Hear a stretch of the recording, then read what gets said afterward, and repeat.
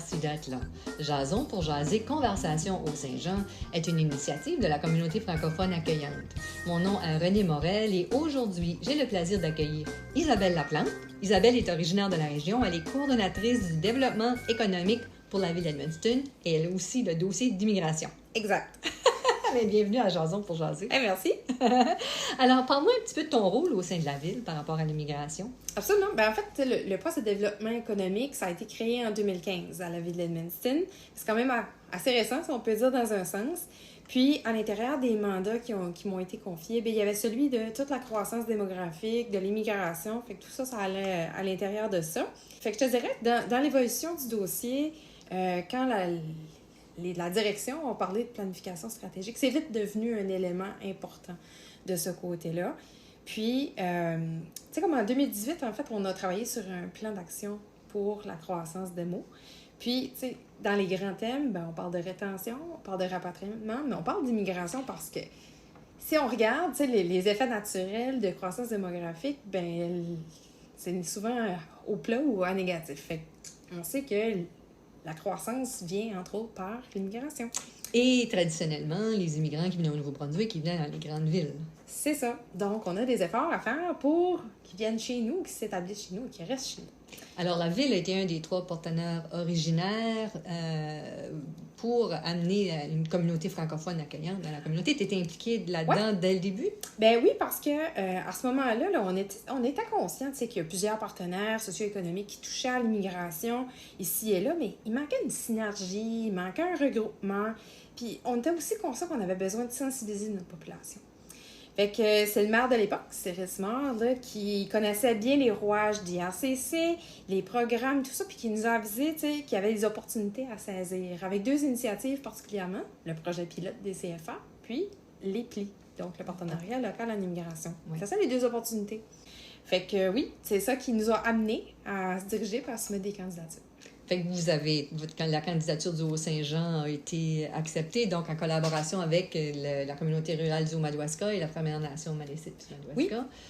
Oui, parce que, tu sais, en fait, la dynamique régionale, c'est l'union qui fait la force dans tout ça. Puis, il y a comme un bassin naturel dans ce qu'on définit le Haut-Saint-Jean, qui est à dire le Haut-Madawaska, la ville, la communauté Malécite. Tu sais, c'est un peu le bassin où on a nos employeurs, puis la majorité de nos travailleurs aussi. C'était naturel, en fait, de choisir ce territoire-là pour notre projet. Puis, je te dirais aussitôt qu'on a sollicité, qu'on leur a posé la question, il y a eu tout de suite un intérêt, puis qu'ils ont voulu partir dans l'aventure avec nous, en fait.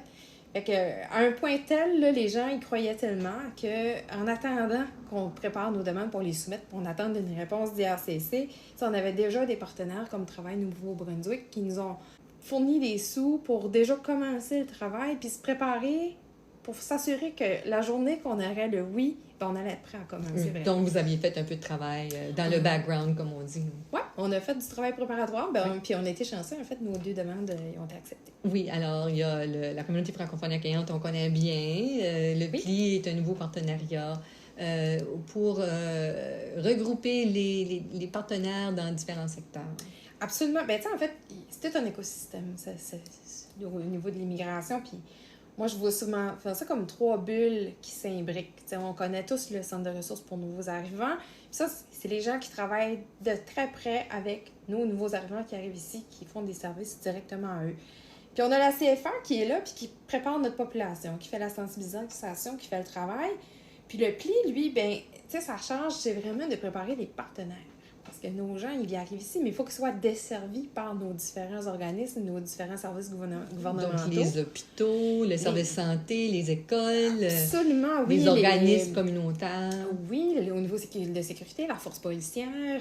Donc, comment tous ces gens-là se préparent à desservir une nouvelle clientèle qui vient des 4 coins du monde, essentiellement? Tu as grandi à Edmundston. Oui. Le visage de la ville a changé presque drastiquement, même dans les 5 dernières années. Tu te promènes, on voit des gens de différentes cultures. Comment les gens de la communauté répondent à ça? De quelle façon que tu vois ça?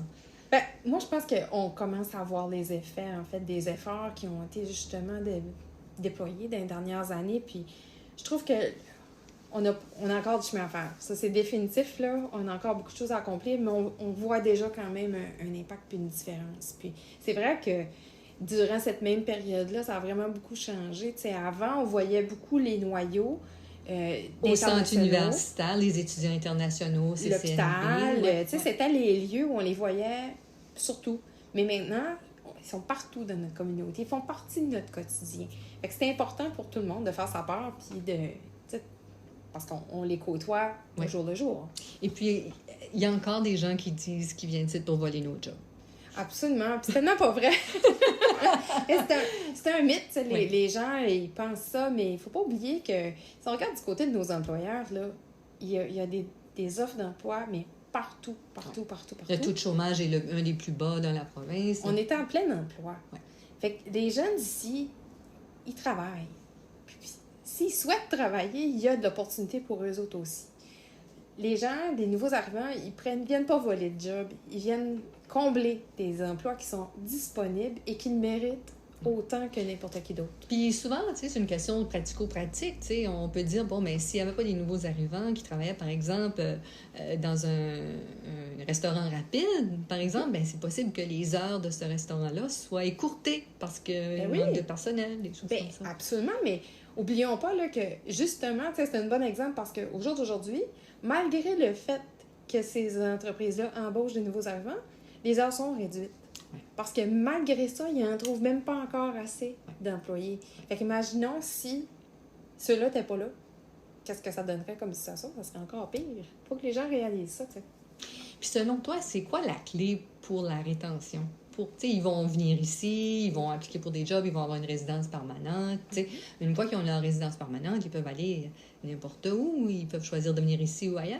C'est quoi la clé pour les garder dans la région du Haut-Saint-Jean, à Edmundston? Ben, tu sais, souvent, l'emploi, ça va être l'item qui va les apporter ou qui va les faire arriver ici d'une certaine façon d'abord. Mais c'est l'après. C'est le milieu de vie, en fait, qu'il faut travailler dessus. Les contacts, les sentiments d'appartenance. Absolument. Tu sais, il faut que ces gens-là, OK, ils vont aller travailler le matin, ils terminent en fin de journée, mais qu'est-ce que vous faites après? Comment ils participent à la communauté? Comment ils profitent des activités, des installations? Comment ils s'inscrivent dans nos différents organismes là, qui offrent plein de la programmation de toutes les sortes? Fait que c'est comment on réussit à les amener là, à leur faire découvrir ça. C'est encore un défi. C'est encore un défi, absolument, parce que, tu sais, nous, les jeunes ici, ils connaissent. Mm-hmm. Puis, des fois, on prend pour acquis exactement que si je le sais, ben, tout le monde le sait, mais c'est pas le cas. Non. On a préparé le guide du bon voisin, en collaboration avec différentes instances, là. Oui. Ça, c'est un pas. Le guide du bon voisin, c'est pas juste pour les nouveaux arrivants, c'est aussi pour les gens d'ici, que ça fait longtemps qu'on est ici. Ben oui, puis, tu sais, il y a une page que j'aime bien dans le guide du bon voisin qui est, tu sais, les gens, des fois, on ne sait pas comment aborder notre nouveau voisin, la nouvelle personne qu'on connaît, qu'on connaît pas, en fait. Oui, c'est ça, ou qu'on côtoie. Qu'on côtoie, mais plus que ça. Fait que là-dedans, il y a comme une page, tu sais, des petits trucs et astuces sur comment tisser des liens, quoi poser comme question. Puis je pense qu'il ne faut pas se gêner de poser des questions non plus, puis ça démontre un intérêt envers l'autre, puis ça va vous permettre de tisser des liens, d'apprendre à connaître, puis on va tous s'enrichir de ça, là. Il y a plusieurs opportunités au courant de l'année, là, où on souligne l'immigration ou les cultures ou les choses comme ça. Les gens ont parfois l'idée que ces activités-là sont juste pour les nouveaux arrivants et non pas pour les gens de la communauté. Par exemple, on a la Semaine nationale de l'immigration francophone qui s'en vient au mois de novembre. Il y a d'autres opportunités aussi au courant de l'année.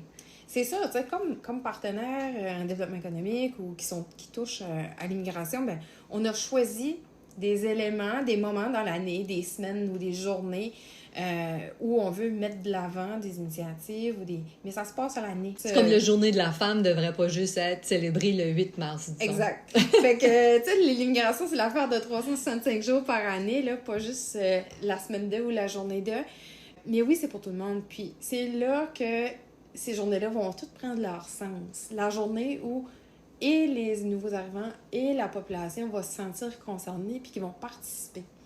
soyez-y. C'est pas parce que c'est écrit 5 à 7 de la semaine d'accueil, ben l'accueil, elle se fait avec les gens d'ici. Vous faites partie de la solution pour accueillir. Fait que soyez-y, venez participer. Bien souvent, ça se passe autour de la musique, de la bouffe, c'est festif. Mais il y a des gens qui disent, mais ça ne nous concerne pas.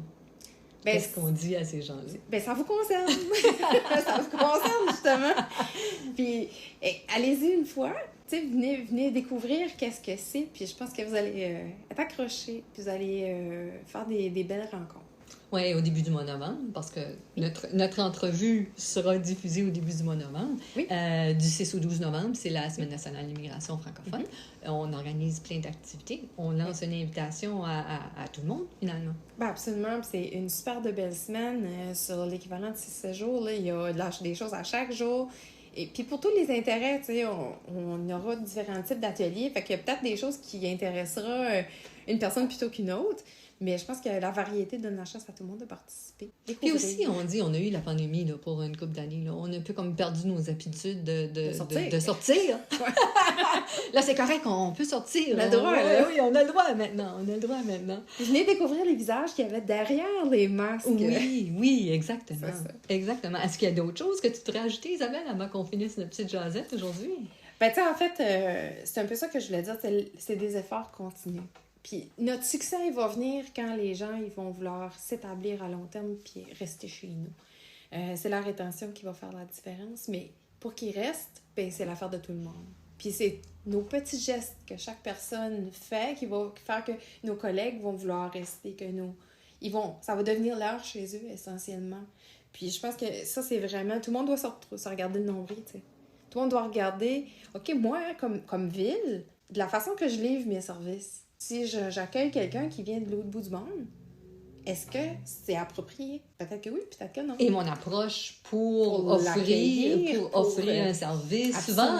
Souvent, on peut dire des fois les choses sont perdues dans la traduction, même si on parle la même langue. Ben oui, puis la traduction, là, c'est un thème important. Là, tout récemment, ben, on sait qu'avec le Crano, il y a un programme d'accueil pour les réfugiés. On a des gens d'autres communautés qui viennent dans des contextes où ils ne parlent pas nécessairement la langue. Ben là, ni le français, ni l'anglais. Ni le français, ni l'anglais.